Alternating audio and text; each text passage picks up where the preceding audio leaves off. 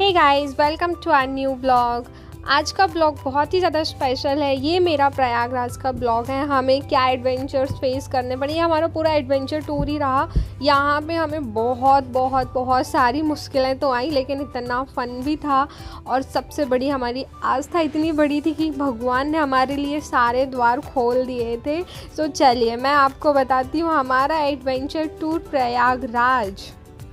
सबसे पहले हमें मिलता है ट्रैफिक, जो कि आपको तो पता ही होगा, प्रयागराज जाएं और ट्रैफिक ना मिले ऐसा तो हो ही नहीं सकता है। यहाँ से हम काफ़ी डर गए थे कि यार अगर ऐसे ही ट्रैफिक मिला तो हम क्या करेंगे आगे। हम सबसे पहले गए और जाके रुके पेट्रोल पंप पर। हमने कराया अपना टैंक फुल, क्योंकि अगर यहाँ से हमने अपना जो टैंक वो फुल नहीं कराया तो आगे चल के तो चांस ही नहीं था यार। इतनी ज़्यादा लंबी लाइन लगी थी यहाँ पर भी, लेकिन वो सीएनजी वालों के लिए ही थी, हम लोगों के लिए नहीं थी। फिर अभी रात के अप्रॉक्स बज चुके थे 10 और हम अभी पहुँचे थे मैहर। ये मैहर का बहुत ज़्यादा, यहाँ पे आप देख रहे हो जो ट्रैफिक है ये मैहर का है। यहाँ पे बहुत ही ज़्यादा भीड़ है। हम निकले थे करीब 6 बजे जबलपुर से। इसके बाद अब हमें लगाई थी काफ़ी तेज़ भूख, क्योंकि हमने सुबह से कुछ भी नहीं खाया था। अब दिन भर में अपने सारे काम फिनिश किए। रात को हम 6 बजे, शाम को 6 बजे निकले। अब हम यहाँ पे देख रहे थे खाने के लिए अपनी जगह। तो यहाँ पे कोई भी रेस्टोरेंट और ढाबा खाली नहीं था, क्योंकि सब हाउसफुल थे। दोनों कुछ खाता मिल रही है ना, तेरा भी नहीं मिलेगा, प्रयागराज में मिलेगा डायरेक्ट। यहाँ पे हमें बहुत ही ज़्यादा भूख लग चुकी थी। फाइनली हमें एक ढाबा मिल गया था जहाँ पे हमें खाना अवेलेबल हो जाता, लेकिन इन्होंने भी साफ क्लियर कर दिया था कि आपको खाना खड़े खड़े ही खाना पड़ेगा। जैसा कि आप देख ही रहे हो, पूरा ढाबा हाउसफुल था, बहुत ही छोटा था। बड़े बड़े जितने भी ढाबे रेस्टोरेंट थे सभी हाउसफुल थे। वो बाहर से ही, जैसे ही हम कार पार्क करने लगते थे, वो बाहर से ही बोल देते कि भैया खाना नहीं मिल पाएगा, आपको 2 से 3 घंटे वेट करना होगा। ये हम रीवा के भी आगे निकल चुके थे, ढूंढते कि कहाँ हमें मिलेगा, कहाँ मिलेगा। रीवा के आगे जाके प्रयागराज से मुश्किल से 50 किलोमीटर पहले ही हमें खाना मिला था। और अभी रात के बज चुके थे 11 से 11:30। ये देखो ढाबा पूरा हाउसफुल है, लोग बाहर ही बैठे हैं, कुछ लोग अपने कार में बैठे खाने का वेट कर रहे हैं। यहाँ पे हमारा खाना आ चुका था। खाने में भी हमें 5 लोगों के बीच में 6 रोटी और राइस मिला था, वो भी थोड़ा सा मिला था। इतने इंसिस्ट करने के बाद उन्होंने सब्जी ला के मतलब बोला कि हाँ ठीक है चलो हम बना देंगे। सब्जी के लिए भी उन्होंने साफ मना कर दिया था, सिर्फ बोला था दाल चावल ही मिलेगा। और रोटियाँ भी गिनी, उन्होंने 6 रोटी से ज़्यादा रोटी का ऑर्डर लिया ही नहीं, बोला कि नहीं इससे ज़्यादा रोटी हम नहीं दे पाएंगे, आपको सिर्फ चावल मिल सकता है, रोटियां अवेलेबल नहीं हो पाएंगी। फिर हमने उतने में ही खाना अपना किया। वैसे रात को मुझे राइस नहीं खाना था, क्योंकि कल एकादशी है। मतलब कि हम लोग गए थे 7 फरवरी को। ये पता नहीं ब्लॉग मैं कब अपलोड करूँगी, इसलिए मैं डेट बता रही हूँ। ये 7 फरवरी का ब्लॉग है। फिर भी चलो हमने सोचा कि अब कुछ नहीं मिल रहा तो राइस से ही हम अपना काम चला लें। आज पता चला था जब भूख लगती है तो कैसा लगता है, और उस भूख में ये खाने का टेस्ट कैसा लगता है। इस दाल में नमक भी नहीं था। आप लोग देख रहे हो कि हमने नमक सामने रखा हुआ, नमक मिला के खा रहे हैं। दाल में नमक भी नहीं था, लेकिन हमें ये दाल बिल्कुल अमृत के जैसे लग रही थी। लग रहा था कि बस यार कुछ भी खाने के लिए मिल जाए। बहुत ही ज़्यादा हम सब थक गए थे, बहुत ज़्यादा भूख लगी थी। कार के बोनेट पे ही रख के हमने खाना खाया। और जो इंसिस्ट मैंने किया था इनसे, इनने सब्जी भी इतनी लेट बना के दी कि ऑलमोस्ट हमारा खाना कंप्लीट होने ही वाला था। और मेरी जान में जान आई, क्योंकि मुझे सब्जी के बिना बिल्कुल भी खाना नहीं खलता है। अब हम सबका खाना कंप्लीट हो चुका था और ये थी हमारी गाड़ी की हालत खाना खाने के बाद। अब बारी थी कार को क्लीन करने की। हमने की कार की क्लीनिंग। ये देखो और खाना अभी खाने के बजना बाद था 12 और फिर हमने प्रयागराज किए।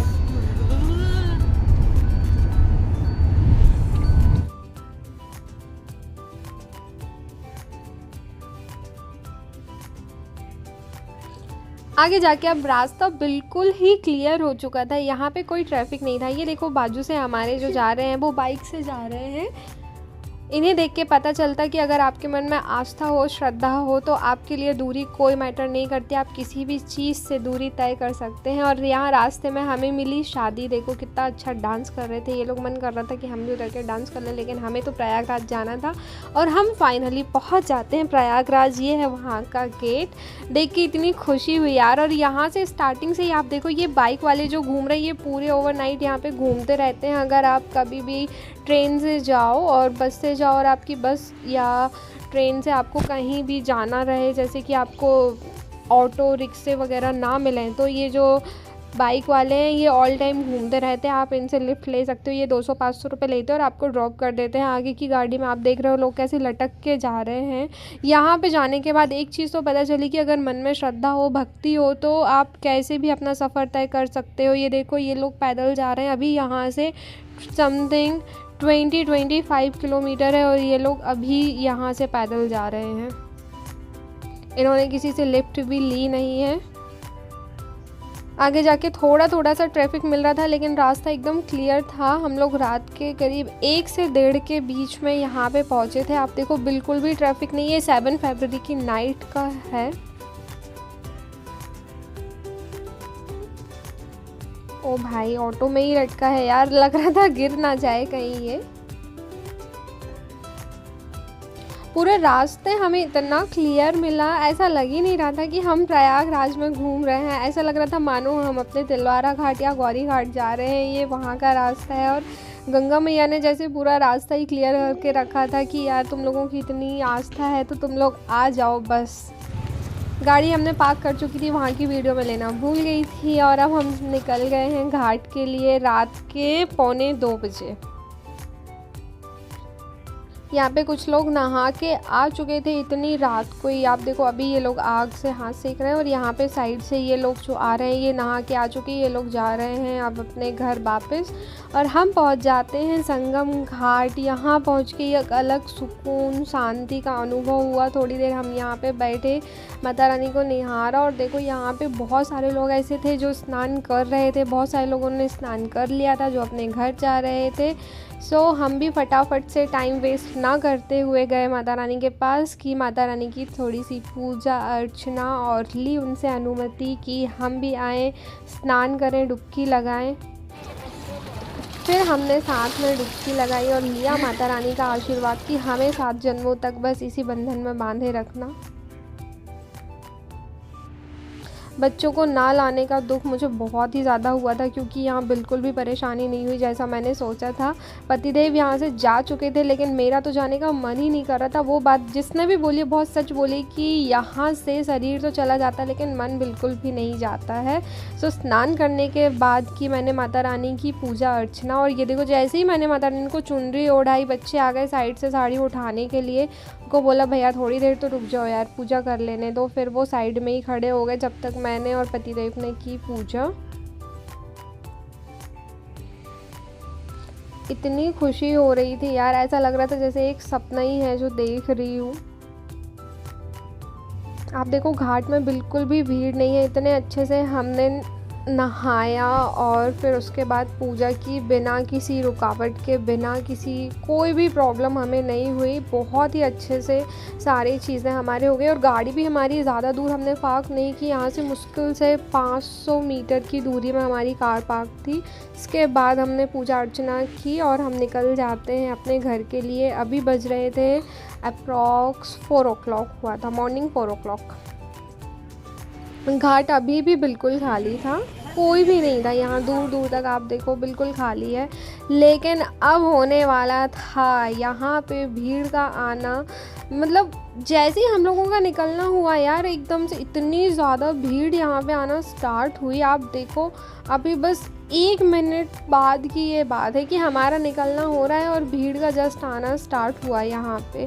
तो हमने वही सोचा कि हमें कितने अच्छे दर्शन हुए और हमने कितने अच्छे से स्नान कर लिया। माता रानी ने मतलब एक भी प्रॉब्लम नहीं हुई, हमें कुछ भी प्रॉब्लम नहीं हुई। इसलिए मैंने मतलब यही सोचा कि भाई कभी भी अगर आप आओ तो यहाँ पे नाइट में 2 बजे तक आप पहुँच ही जाओ तो आपके सारे काम बहुत अच्छे से हो जाएंगे। इसके बाद हम लोग बहुत ही ज़्यादा थक गए थे। अब हम यहाँ से अपनी कार निकाले पार्किंग से। इसके बाद हमने एक देखी बहुत अच्छी सी जगह जहाँ पे हम रुक के थोड़ी देर रेस्ट कर सके।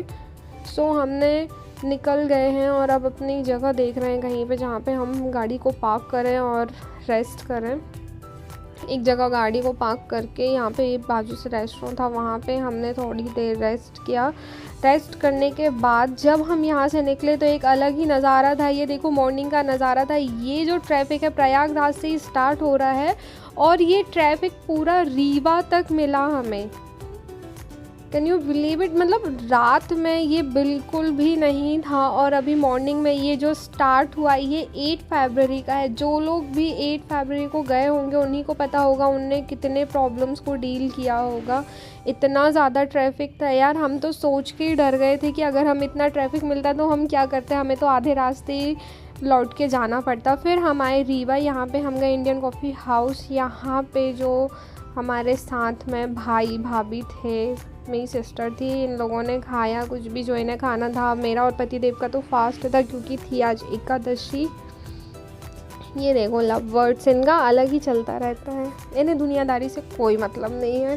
फिर इन्होंने अपना खाना वाना फिनिश किया, जो भी खाना था इनको। मैंने तो देखा भी नहीं कि ये लोग क्या खा रहे क्या नहीं खा रहे, क्योंकि मेरा था फास्ट। अगर मैं देखती तो मेरा भी मन करता खाने का। इन लोगों का खाना हुआ, इसके बाद हम निकले तो मैंने अपने लिए फ्रूट्स और बस अब लग रहा था कितनी जल्दी घर पहुंच जाएं।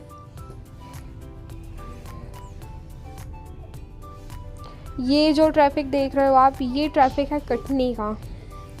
8 और 9 फरवरी को जो भी गया है उसको बहुत ही ज़्यादा ट्रैफिक का सामना करना पड़ा। अगर आप लोग कभी भी जाओ तो सैटरडे संडे भूल कर भी मत जाना। आप लोग जाना मंडे को भी छोड़ देना, ट्यूसडे से लेके फ्राइडे तक के बीच में आप लोग जाओ। सैटरडे संडे और मंडे को बिल्कुल भी मत जाओ। रास्ते में की हमने थोड़ी सी मस्ती और बस अब हम पहुंचने वाले थे जबलपुर। इसलिए चेहरे की आप खुशी देखो। और अब हम एंटर कर चुके थे हमारे जबलपुर में। सो चेहरे पे एक अलग ही चमक आ गई थी। यहाँ की हवा में यार एक अलग ही जादू है। सो कुछ ऐसी जर्नी थी हमारी प्रयागराज की। अगर आपको ब्लॉग अच्छा लगा हो तो ब्लॉग को लाइक कीजिएगा, शेयर कीजिएगा, कमेंट करना बिल्कुल भी मत भूलिएगा। सो आज के लिए इतना ही। Okay bye bye. और प्लीज़ चैनल को सब्सक्राइब ज़रूर कीजिएगा।